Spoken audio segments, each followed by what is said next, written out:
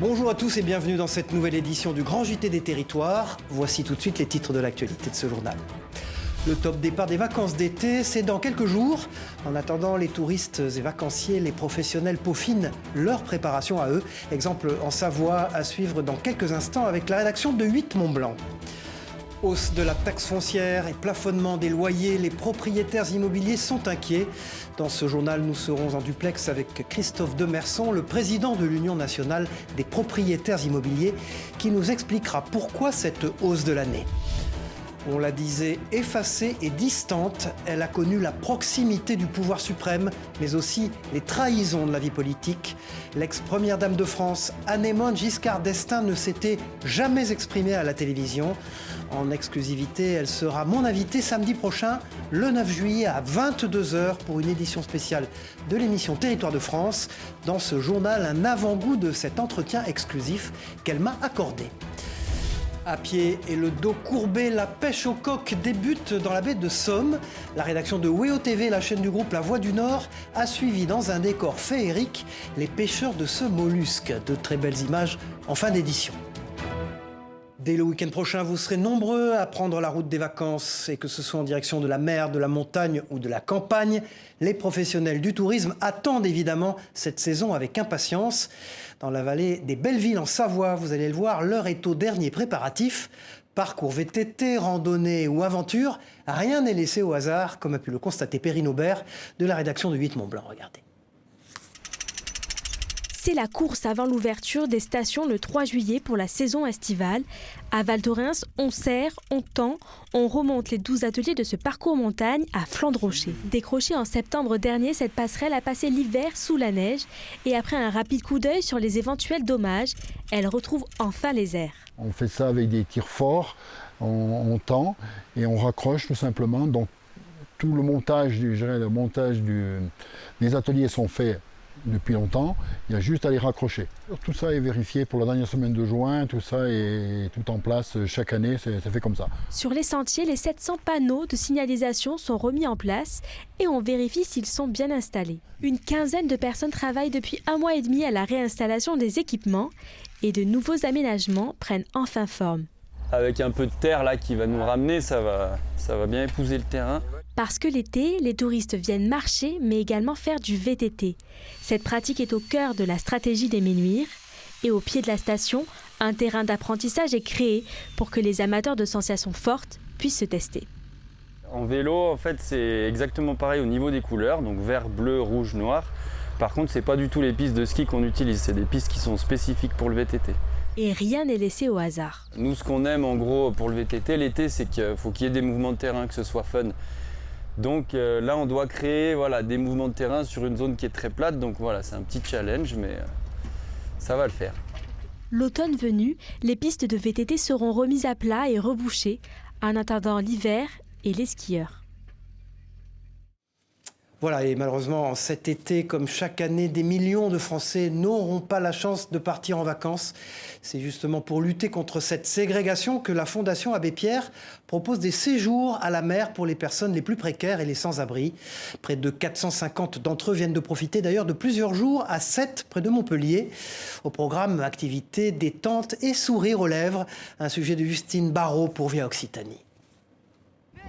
Pour certains vacanciers, c'est la première fois qu'ils voient la mer. Cette semaine, les habitants des pensions de famille de la Fondation Abbé Pierre et les personnes sans abri reçues en accueil de jour ont pu bénéficier de 5 jours de vacances à Sète. Au programme, de nombreuses activités comme le paddle. C'est la première fois. C'est la première fois, oui. Donc c'est pas facile, c'est un vrai exercice le paddle. On est censé se détendre. Alors quand on voit les gens au démarrage, ils sont pas très détendus, ils ont un peu les genoux. C'est un peu comme ça. Venant de toute la France, ils sont 450 à bénéficier de cette initiative de la Fondation avec l'aide de l'association montpelliéraine Gestar. Une aubaine pour ceux qui ne peuvent pas habituellement s'offrir de vacances. Nous étions déjà à Paris et vu notre situation sociale, tout avec la famille, avec le bébé, donc la mairie nous a conduits vers cette association qui est l'Emmaüs et voilà qu'on a trouvé nos bonheurs parce que voilà, grâce à eux on a un logement, grâce à eux on a des vacances. Encadrés par des référents associatifs qu'ils connaissent dans une résidence de vacances, ces personnes mal logées prennent le temps de s'échapper, le temps de quelques jours de leur quotidien. Une dure réalité qui parfois les rattrape face à la mer. Certaines personnes, notamment des jeunes migrants qui sont arrivés en France il y a quelques années par des bateaux dans des conditions parfois assez sordides, se retrouvent à nouveau confrontés à ces situations. Donc on a bien évidemment prévu de les accompagner, de les aider à dépasser ces traumatismes. Ce projet de vacances existe à 7 depuis 4 ans avec le programme 7 à toi. Il est financé entièrement par les dons récoltés par la Fondation l'Abbé Pierre. Et qui dit été dit également sécurité. C'est pour sensibiliser les plaisanciers aux dangers des loisirs nautiques que les autorités effectuent des opérations de contrôle un peu partout sur le territoire.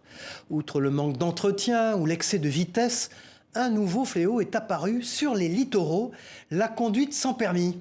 Reportage sur le bassin d'Arcachon d'Yvan Branchy pour TV7, la chaîne du groupe Sud-Ouest. Cette fois-ci, rien à signaler. Brassière de sécurité sur le corps, zone de navigation respectée et surtout en possession d'un permis bateau. Une évidence de prime abord, mais cette saison, les autorités remarquent une hausse de la conduite sans permis, une infraction qui relève notamment du pénal. Nous ne pouvons plus appliquer une procédure administrative. Nous transmettons directement au tribunal de Bordeaux, au parquet, pour les poursuites d'enquête. Ça peut aller jusqu'à une peine d'amende. Un phénomène nouveau qui inquiète les autorités à l'approche de l'été. Même si elle ne représente aujourd'hui qu'une dizaine d'infractions par an, la conduite sans permis entraîne souvent des excès de vitesse, surtout avec l'attraction phare des plaisanciers. Ce sont surtout les jet skis qui sont concernés par effectivement la conduite sans permis. Alors que autant pour la vitesse, on peut dire que c'est à peu près équivalent. Hein. Il est assez facile d'aller vite, surtout dans les zones à 5 nœuds, hein, dans la bande des 300 mètres. Donc autant sur la vitesse, on est bien répartis. Là, sur la conduite sans permis, ce sont plutôt les jet skis. 2 autres journées de sécurité en mer comme celle-ci seront organisées cet été, afin d'informer sur cette pratique et des dangers de la mer. L'année dernière, plus de 2600 contrôles ont été menés en Gironde, ayant abouti à 331 infractions. Hausse de l'inflation, plafonnement des loyers ou encore augmentation de la taxe foncière. Les sujets de tension sont légion en ce moment sur le marché immobilier. Pour en parler, nous sommes en duplex avec Christophe Demerson, le président de l'UNPI, l'Union nationale des propriétaires immobiliers. Christophe Demerson, bonjour d'abord. Le gouvernement vient d'annoncer la mise en place d'un bouclier loyer. Jusqu'en juin 2023, les prix des loyers ne pourront augmenter de plus de 3,5%. Cette mesure vous paraît-elle juste pour soutenir le pouvoir d'achat des Français ? Bonjour Cyril, tout d'abord merci de m'avoir invité. Alors ce qu'on peut dire c'est que c'est un compromis, il y a eu des négociations, je rappelle que l'UNPI a été consulté, c'est une bonne chose. Ce qui se passe en réalité c'est que Bruno Le Maire était attaché à une mesure équitable et je lui ai rappelé, ainsi qu'à Amélie de Montchalin, qu'en matière d'équité, je pense que les propriétaires avaient déjà largement fait un grand pas, puisque je rappelle qu'il y a eu une réforme complète de la taxe d'habitation. Les taxes foncières, cette fois-ci, ont explosé, je dis bien explosé, avec des chiffres qui sont énormes, et ça, c'est directement les propriétaires qui sont impactés. Ce qu'on peut dire, c'est que c'est un compromis. Qu'en est-il de l'encadrement des loyers ? Est-ce une mesure efficace selon vous ? Elle sera déployée à partir du 15 juillet à Bordeaux notamment. L'encadrement des loyers, c'est un marqueur politique. L'encadrement des loyers, je le rappelle, c'est une expérience qui n'a jamais marché nulle part dans le monde. Et enfin, ce qu'on peut dire, pour faire court, c'est que l'encadrement des loyers, en réalité, au-delà du slogan, c'est une machine perdante pour le locataire, puisque ça contraint l'offre locative, et c'est une machine perdante pour le propriétaire, puisqu'il ne sait plus où il en est, et il arrête de faire des travaux, et il arrête d'entretenir son patrimoine et de proposer des biens intéressants et confortables pour ses locataires. Christophe Demerson, pour aider les propriétaires, vous demandez au gouvernement que la hausse de la taxe foncière soit elle aussi plafonnée. Pourquoi ? Pour une raison simple, j'allais dire qu'on observe ça, l'UNPI observe ça de près. Ce qu'on a observé sur les 10 dernières années, c'est une explosion des taxes foncières, comme j'en parlais tout à l'heure. Et cette explosion, en chiffres, si elle se matérialise au niveau français, c'est 30% sur les 10 dernières années. Ces 30%, ils correspondent à 3 fois l'inflation et 3 fois l'augmentation des loyers. Donc ce n'est plus tenable. Et ce qu'on peut dire aussi, c'est qu'il y a un enjeu, bien sûr, pour les propriétaires bailleurs. Les propriétaires occupants ne pourront plus habiter dans les centres-villes et dans les métropoles, puisqu'on voit que cette explosion des taxes foncières n'est pas supportable par la plupart des Français. Voilà, merci Christophe Demerson pour vos réponses. Je rappelle que vous êtes le président de l'Union nationale des propriétaires immobiliers. Très bel été à vous. Le reste de l'actualité marqué par le début timide des soldes estivales en France. Les moins 30, les moins 40, les moins 50% n'attirent pas pour l'instant les foules dans les magasins. Témoignages et reportages dans la Loire avec Anthony Verpillon, journaliste de TL7 sur place. Alors ça commence tout juste, mais effectivement, que ce soit sur Internet ou en boutique, pour l'instant, c'est plutôt calme. Les autres années, effectivement, à 10h30, la porte se poussait et les clientes attendaient les bonnes affaires. Et les quelques clientes qui ont poussé la porte ne sont pas toutes convaincues. Certaines ont déjà trouvé leurs bonnes affaires il y a une semaine. On fait les shopping tout le temps, mais les soldes aussi, c'est souvent un peu bien. Il y a aussi les ventes privées avant les soldes. J'ai fait les deux, mais j'ai préféré vente privée parce qu'il y a plein de choses, il y a plein d'articles. Et pour tenter de contrer cette tendance, chacun essaie de trouver une parade. On n'attend pas la deuxième démarque. Avant, elles attendaient la deuxième démarque pour venir. Et maintenant, j'ai fait du moins 40 et moins 50 dès le départ. Sur Internet, pour l'instant, c'est plutôt calme aussi. On attendait une cinquantaine de ventes sur la journée. Pour l'instant, on est à la moitié, donc va falloir cravacher. Un lieu où les soldes sont moins subis, c'est à la boutique des Verts. Ici, on affiche des prix défiant toute concurrence pour écouler les stocks avant l'arrivée d'un nouveau logo et d'un nouvel équipementier. Je suis passé un peu par hasard, je découvre les prix cassés. Les t-shirts sont à 10 €, suivant les tailles, les ceintures c'est 10 €. Là, j'ai pris actuellement des baskets, du ballon de foot, sweat, voilà, un peu de tout, quoi. Par rapport au prix d'avant, oui, c'est des prix intéressants. Ouais. Un exemple, le ballon était à 20 €, il est à 5. Voilà. Les soldes, eux, se déroulent jusqu'au 19 juillet, partout dans la Loire. Voilà, il vous reste encore un peu plus de 2 semaines pour tenter de faire de bonnes affaires. Il est l'homme le plus rapide de l'Ouest et même du monde sur 500 mètres. Florian Madec, un Brestois, peut frôler les 70 km/h sur l'eau grâce à sa planche équipée d'un foil.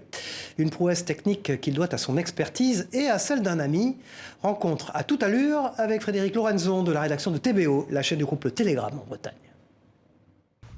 En silence, il glisse au fond de la rade de Brest à une vitesse folle.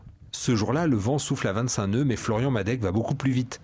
36 nœuds, près de 70 km/h, à 1 mètre au-dessus de l'eau, grâce à son foil. Après près de 3 heures de navigation dans le vent fort, petit bilan. Le wish n'a pas supporté. Ici on a la Vmax, donc et la vitesse maximum sur 2 secondes, donc sur 1 seconde, donc 37-20. J'aimerais bien, si possible, passer les 40 nœuds, ouais, ce serait beau, en Vmax, quoi, parce que sur 500 mètres, ça va être compliqué. Avec un record à plus de 36,66 nœuds sur 500 mètres en février dernier, Florian est le plus rapide de Brest et du monde. Même s'il a un très bon niveau, Florian n'a pas en théorie le gabarit pour atteindre une telle vitesse. Pour connaître son secret, on retrouve le planchiste dans son autre univers. Florian a monté cette entreprise de composite de pointe il y a 20 ans. On est sur de la production de pièces en matériaux composites pour la défense, pour l'aéronautique, l'océanographie. Aidés de son ami Jean-Baptiste, docteur en mécanique des fluides, mais également planchiste, ils affinent leur foil et leurs connaissances depuis maintenant plusieurs années en multipliant les essais. Le fait que je sois peut-être moins puissant, moins lourd, mais je le compense par de la finesse. Sur le foil, c'est d'avoir une démarche rigoureuse en fait, d'analyse du problème. Quel est donc l'axe d'amélioration qu'on peut trouver? Quel est le principal? Et comment on le résout en fait? Désormais, lorsqu'il se met à l'eau, le tenace Florian Madec a cet objectif, atteindre et dépasser largement la vitesse du vent. Respecter son adversaire, découvrir le goût de l'effort et apprendre à se surpasser, la pratique du sport, c'est bien connu, permet d'acquérir des valeurs pour toute la vie. À Limoges, vous allez le voir, les arts martiaux constituent un levier d'apprentissage pour les jeunes des quartiers populaires. Une nouvelle salle dédiée à leur pratique vient d'être inaugurée. Boxe, self-défense, MMA et même jiu-jitsu brésilien y sont pratiqués par tous. Reportage de Benjamin Delmas pour 7 à Limoges, regardez. Boxe. Permettre une plus grande pratique du sport dans le quartier de la Bâtide, c'est l'un des objectifs de la nouvelle infrastructure dédiée au sport de combat, inaugurée dans le pôle de service. La salle est inaugurée. Au programme, boxe, karaté, self-défense, lutte et même jiu-jitsu brésilien. On va lancer à la rentrée une section jiu-jitsu brésilien en plus du judo. Donc soit pour les judokas qui ont envie de se perfectionner au sol, ou pour les gens qui n'ont pas forcément envie de faire du judo mais qui sont intéressés par le jiu-jitsu brésilien. La pratique sportive est essentielle pour les jeunes, d'autant plus dans les quartiers populaires car elle représente un outil d'éducation et de transmission. Cette salle va permettre d'apporter des valeurs, de transmettre des valeurs pour les jeunes de ce quartier, leur apprendre le respect, le courage et puis boxer. Ce nouvel équipement sportif va permettre d'élargir le panel des sports proposés et ainsi d'augmenter le nombre de licenciés. Déjà, on a une augmentation de créneaux, donc ça permettra à nous, pour les compétitions, les sports de loisirs, de pouvoir avoir une plage horaire assez étendue. Ça nous permettra de plus développer le club, de proposer aussi d'autres disciplines, parce qu'on fait aussi du MMA, on fait pas mal de self-défense, ainsi de suite. Donc ça permettra effectivement aux usagers et aux Limogeaux de pouvoir avoir une plage d'horaire et des offres beaucoup plus larges. En favorisant l'accès au sport dans le quartier, l'infrastructure favorisera également l'émergence de futurs talents.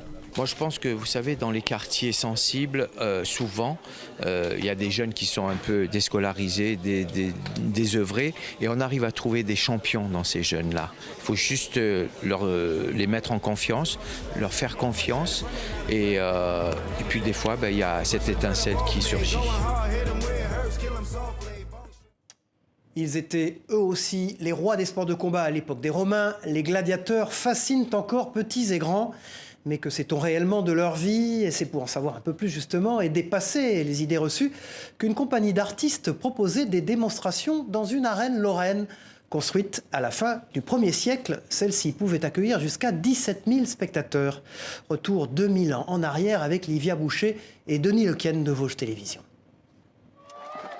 Armé de son gladius et protégé par son casque et son bouclier, ce Mirmillon fait face à un trace au cœur de l'arène de l'amphithéâtre de Grand. Petit bond dans le passé avec les gladiateurs d'Acta, au programme atelier, école de gladiateurs et ses combats-spectacles qui se rapprochent au maximum de la réalité. On va essayer de revenir un petit peu sur qui étaient réellement les gladiateurs, au-delà des clichés qu'on a avec les films comme Gladiator. Et après, on va faire une démonstration de ces combats. Ce sont des combats qui sont issus de ce qu'on appelle l'archéologie expérimentale. Donc là, on essaye vraiment de comprendre les gestes, de montrer des gestes probables par rapport aux documents archéologiques. Oubliez donc le cinéma trop éloigné de la réalité qu'ont connue les gladiateurs. On peut toucher, entailler, blesser, mais pas tuer. S'il y a vraiment un élément à se rappeler, c'est que les combats gladiateurs, c'est un spectacle. Se combattre à mort et offrir un spectacle, ça ne peut pas fonctionner ensemble.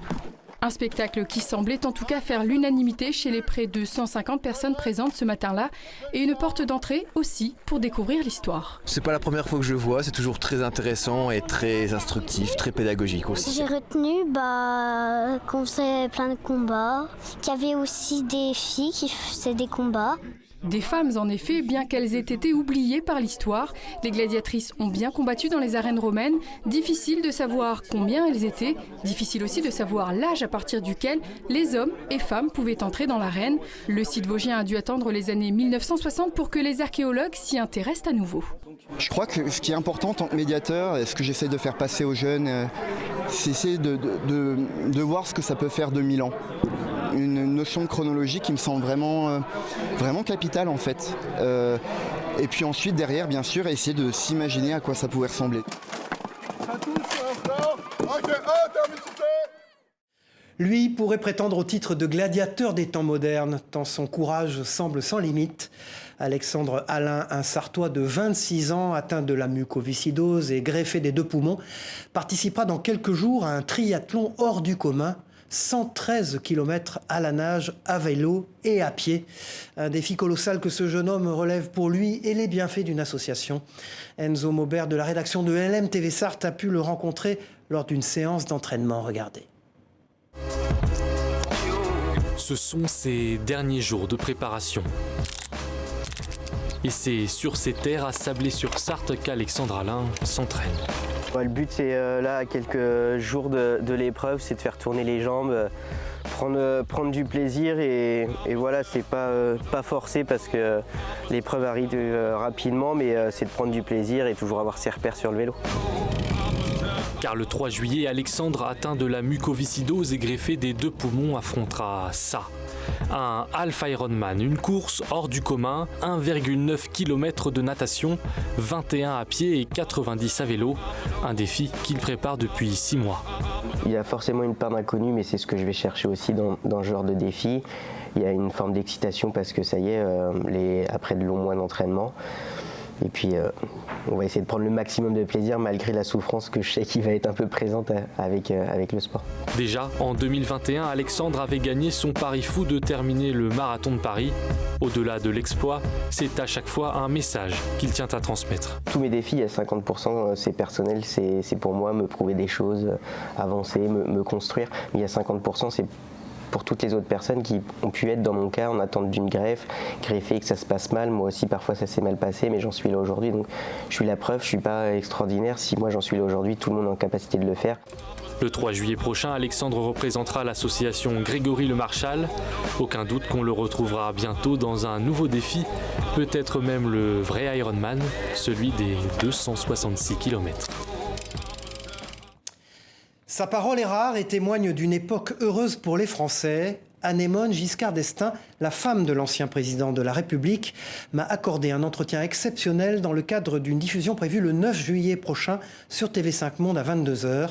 L'ex-première dame de France est notamment revenue sur son rapport à la présidence, la politique, mais aussi les territoires avec lesquels elle a noué une relation très particulière. Regardez et écoutez en avant-première cet extrait de l'émission avec Anémone Giscard d'Estaing. Les gens ne savent pas que vous avez été une première dame des territoires. Plus qu'aucune avant vous, puisque vous avez effectué un voyage mensuel, tous les mois quasiment, dans un des territoires français, dans un des départements français. En effet, c'est moi qui l'ai décidé, que je pensais que c'était utile de... C'est pas votre mari qui vous a dit? Non, pas du tout, non, c'était une initiative de moi. Je demandais à ce que pendant ces 2 ou 3 jours, je puisse voir le maximum d'éléments de la vie locale, que ce soit... en effet, la vie culturelle, en voyant des monuments, des musées, des artistes, mais surtout, au point de vue social, j'allais dans les maisons de retraite, dans les maisons pour enfants, et puis la vie économique aussi. J'ai visité beaucoup d'usines, je suis même descendue dans une mine. J'essayais de voir le maximum de ce que comportait chaque département. Voilà, l'émission Territoire de France avec l'entretien exceptionnel que m'a accordé Anémone Giscard d'Estaing sera à découvrir le samedi 9 juillet à 22h sur TV5 Monde. Allez, on termine cette édition avec un reportage rempli d'odeurs et de couleurs estivales. Dans la baie de Somme, la pêche au coq bat son plein en ce moment. Sur la plage et dans un décor extraordinaire, les pêcheurs s'attellent, tête baissée, à récolter les précieux mollusques. Leur mission, en ramasser un maximum avant la remontée des eaux, bien sûr. Reportage au petit matin de Jérémy Houbron pour WEO TV, la chaîne de la Voix du Nord. C'est un balai bien matinal à la pointe du Hourdel. Le soleil ne donne pas encore à l'horizon que déjà les pêcheurs à pied prennent d'assaut la baie de Somme. Râteau en main, ils creusent le sable pour en révéler les précieuses coques. Là, c'est de les calibrer. Là, on travaille comme ça, à secouer. Et après, on les met dans une veine, qu'on appelle ça, dans l'eau. Et puis on les grippe dans l'eau. Le petit, qui n'a pas la taille, il descend. Le temps est compté avant que les eaux ne reviennent envahir les lieux. Alors le nez au sol, au son des vénettes, les quelques 200 pêcheurs ne chôment pas et s'activent pour remplir des seaux de mollusques. Un travail éreintant, dans un cadre hors du commun. C'est comme tous les métiers, ça vous savez. C'est une habitude, on n'y pense pas. J'envie pas du tout celui qui est dans un bureau, vraiment avec la porte fermée. Nous on a une chance inouïe. On a vraiment une chance inouïe de travailler dans un cadre pareil. Ils sont les seuls habilités à pêcher des coques. L'activité est réglementée.